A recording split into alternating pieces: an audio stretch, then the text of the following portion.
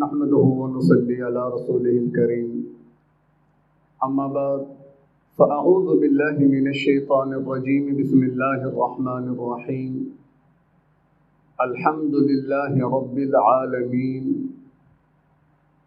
وقال النبي صلى الله عليه وسلم إن الله يرفع بهذا الكتاب أقواما ويضع به آخرين او كما قال عليه الصلاة والسلام صدق الله العظيم وصدق رسوله النبي الكريم یا الہی تو ہمیں عامل قرآن کر دے، پھر نئے سرے سے مسلمان کو مسلمان کر دے۔ وہ پیغمبر جسے سرتاج رسول کہتے ہیں اس کی امت کو ذرا تابع فرما کر دے۔ معزز سامعین، قرآن مجید اللہ تبارک و تعالیٰ کا کلام ہے، اور چونکہ کلام متکلم کی صفت ہوا کرتا ہے، گویا کہ قرآن مجید وہ کلام ہے جو اللہ کی ذات سے نکلا اور قیامت تک آنے والی انسانیت کے لیے بہترین رہنما، مقتدا، امام، پیشوا وہ اللہ کا یہ قرآن ہے۔ تو آج ہم اسی قرآن کی ابتدائی سورہ مبارکہ سورۃ الفاتحہ کا انتہائی مختصر خلاصہ آپ کے سامنے رکھنا چاہ رہے ہیں، تاکہ جس کو سمجھنا بھی آسان ہو اور ذہن نشین کرنا بھی آسان ہو۔ سب سے پہلی بات تو یہ کہ سورۃ الفاتحہ، فاتحہ کا معنی کھولنے والی، جیسے ہی ہم قرآن مجید کھولتے ہیں سب سے پہلے جو سورہ مبارکہ ہماری نظروں کے سامنے آتی ہے وہ سورۃ الفاتحہ ہے۔ اسی بنیاد پر اس کو سورۃ الفاتحہ کا نام دیا گیا۔ اسی طرح اس سورہ مبارکہ کا ایک نام شفا بھی ہے کہ اس سورہ مبارکہ کو کامل یقین کے ساتھ اگر پڑھ کر کسی بھی حوالے سے، بالخصوص کوئی بیماری روحانی یا جسمانی اگر دم کیا جائے تو اللہ تبارک و تعالیٰ اس کی برکت سے شفا بھی نصیب فرماتے ہیں، کہ جس کا مشہور واقعہ وہ سام کے ڈسنے والا بخاری شریف کے اندر موجود ہے۔ تو بہرکیف اس سورہ کا ایک نام سورہ شفا بھی ہے، اور اسی طرح اس سورہ مبارکہ کا ایک نام سورہ تعلیم المسئلہ بھی ہے۔ یعنی اس سورہ مبارکہ کے اندر اللہ تبارک و تعالیٰ سے مانگنے کا طریقہ سکھایا گیا، کہ جس کی تفصیل یا ترتیب یوں ہے کہ ابتدائی 3 آیات میں اللہ تبارک و تعالیٰ کی عظمت، اللہ کی شان، اللہ کی بڑائی کا بیان ہے، اور اس کے بعد پھر ایک آیت میں انسان کی عاجزی اور کمزوری کا اقرار ہے، اور اس کے بعد پھر اللہ تبارک و تعالیٰ سے صراط مستقیم کی دعا مانگی گئی۔ تو گویا کہ ہمیں یہاں سے یہ بات سمجھ میں آتی ہے کہ جب بھی اللہ سے مانگنا ہو تو پہلے اللہ تبارک و تعالیٰ کی عظمت کا بیان کیا جائے، اللہ کی بڑائی بیان کی جائے، پھر اس کے بعد اپنی عاجزی اور کمزوری کو بیان کیا جائے، اور پھر اس کے بعد خالق کائنات سے اپنی ضروریات کے لیے دعا مانگی جائے۔ اسی طرح اس سورہ مبارکہ کا ایک نام اساس القرآن یا ام القرآن بھی ہے۔ اساس یا کہتے ہیں جڑ کو، بنیاد کو۔ گویا کہ سورۃ الفاتحہ اس کو پورے قرآن کی بنیاد، پورے قرآن کی جڑ، یا آپ اس کو یوں سمجھیں کہ سورہ فاتحہ کو پورے قرآن کا خلاصہ قرار دیا گیا۔ یعنی وہ تمام مضامین، وہ تمام مسائل، موضوعات جو اللہ تبارک و تعالیٰ نے پورے قرآن میں مختلف مقامات پر جا بجا بیان فرمائے ہیں، ان سب کا اختصار کے ساتھ بیان اللہ تبارک و تعالیٰ نے سورہ فاتحہ کے اندر بھی فرما دیا۔ مثال کے طور پر علماء نے لکھا ہے کہ اللہ تبارک و تعالیٰ نے پورے قرآن میں تقریباً 6 مسائل بیان فرمائے ہیں، اور ان 6 مسائل کو ثابت کرنے کے لیے 3 قسم کی آیات لائی ہیں، جن میں ایک قسم آیات آفاقیہ، یعنی اللہ تبارک و تعالیٰ نے کائنات اور کائنات کے اندر جتنی موجودات ہیں ان کا ذکر کر کے انسانوں کو ان مسائل کے سمجھنے کی ترغیب دی۔ اسی طرح دوسری قسم کی آیات وہ آیات انفسیہ، یعنی جو انسان کی ذات کے اندر اللہ تبارک و تعالیٰ کی قدرت اور اس کی کاریگری کے جو نظام اور نظارے ہیں کہ ان کو بھی دیکھو تو تمہیں اللہ سمجھ میں آ جائے گا۔ اور تیسری قسم آیات قرآنیہ، یعنی خود قرآن مجید کی جو آیات ہیں وہ بھی اللہ تبارک و تعالیٰ کی طرف سے ہمیں اور آپ کو یہ سمجھاتی ہیں کہ یہ کلام کسی عام انسان بشر کا نہیں ہے، بلکہ یہ خالق کائنات کا کلام ہے۔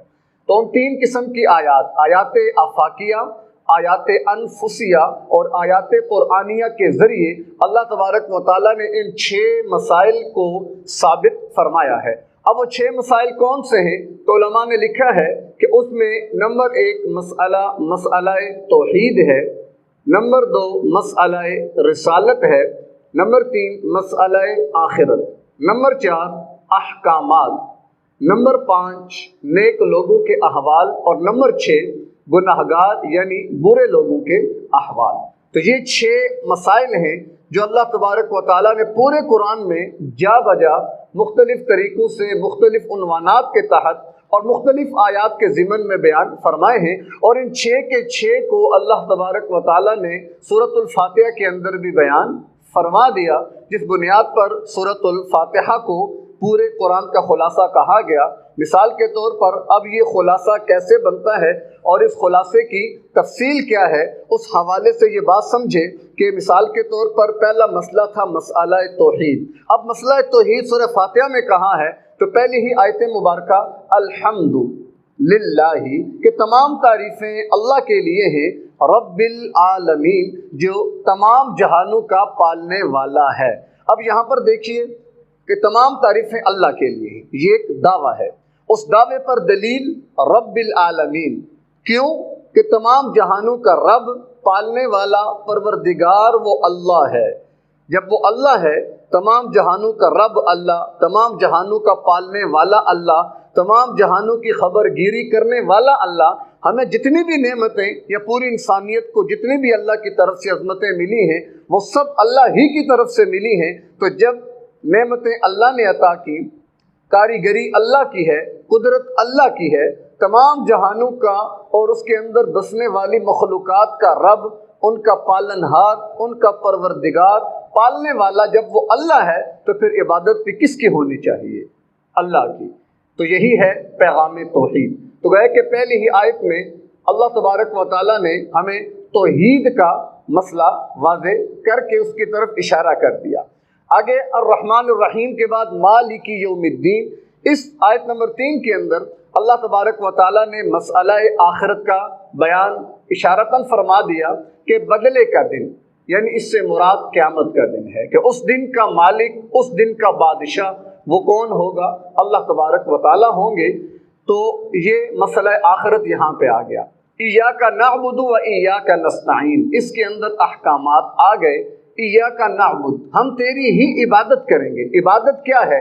اللہ کے احکامات کو اس کے نبی کے طریقوں کے مطابق، جو طریقے حضرات صحابہ میں چل کے امت تک پہنچے اس کے مطابق عمل کرنا، یہ ہے عبادت۔ تو اس میں نماز بھی ہے، روزہ بھی ہے، حج بھی ہے، زکوٰۃ بھی ہے، صدقہ خیرات بھی ہے، جہاد بھی ہے، تبلیغ بھی ہے، تدریس بھی ہے، تعلیم و تعلم بھی ہے، یعنی اس میں تمام شعبہ زندگی کے جو کسی بھی درجے میں احکامات کے ضمن میں آتے ہیں وہ سارے اس کے اندر شامل ہو گئے۔ وَإِيَّاكَ نَسْتَعِينُ، اور مدد بھی ہم تجھ ہی سے مانگیں گے۔ تو گویا کہ اس آیت میں ہمیں بتا دیا کہ احکامات کے اندر بھی ہم اللہ تبارک و تعالیٰ کے پابند ہیں۔ تو یہاں پر جو تیسرا مسئلہ احکامات کے متعلقہ تھا وہ اللہ نے بیان فرما دیا۔ اہدنا الصراط المستقیم، یہ تو ایک دعا ہے کہ اللہ ہمیں صراط مستقیم نصیب فرمائے۔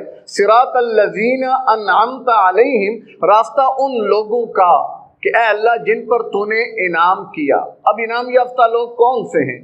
من یطع اللہ والرسول فاولئک مع الذین انعم اللہ علیہم من النبیین والصدیقین والشہداء والصالحین، کہ انعام یافتہ لوگ کون سے لوگ ہیں؟ وہ ہیں کہ جو انبیاء کے طبقے میں ہیں، اسی طرح صدیقین، شہداء اور صالحین کے طبقے میں۔ تو گویا کہ اس آیت کے ضمن میں اللہ تبارک و تعالیٰ نے انعام یافتہ طبقوں میں جس طبقے کا پہلے ذکر فرمایا وہ انبیاء اور رسل کا طبقہ ہے۔ تو گویا کہ اس آیت کے اندر اشارہ ہوا مسئلہ نبوت و رسالت کی طرف۔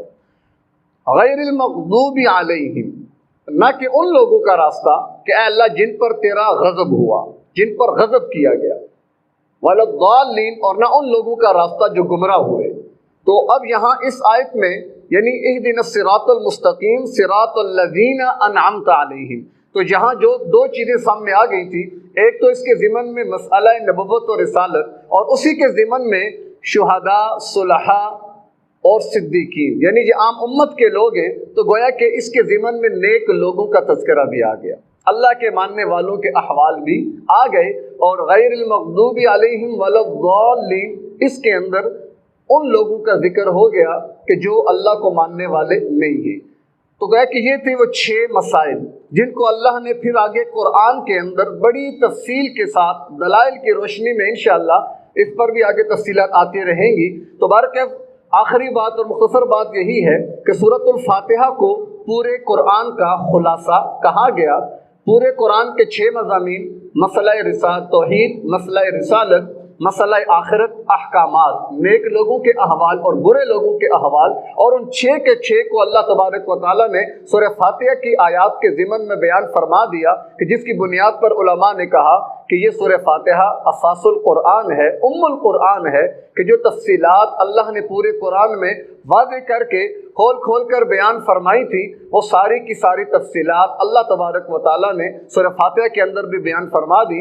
یہ تو اس کے ایک اجمالی خلاصہ کہہ لیں، تفسیر کہہ لیں، انشاءاللہ اس کی تفصیل وہ انشاءاللہ پھر اگلے بیانات میں آئے گی۔ اللہ تبارک و تعالیٰ سے ہم دعا گو ہیں کہ اللہ ہمیں ان باتوں کو سمجھنے کی، اس کو فہم میں لانے کی اور اس پر عمل کرنے کی، اور اس پیغام کو آگے ہر ایک تک پہنچانے کی توفیق نصیب فرمائے۔ وآخر دعوانا ان الحمد للہ رب العالمین۔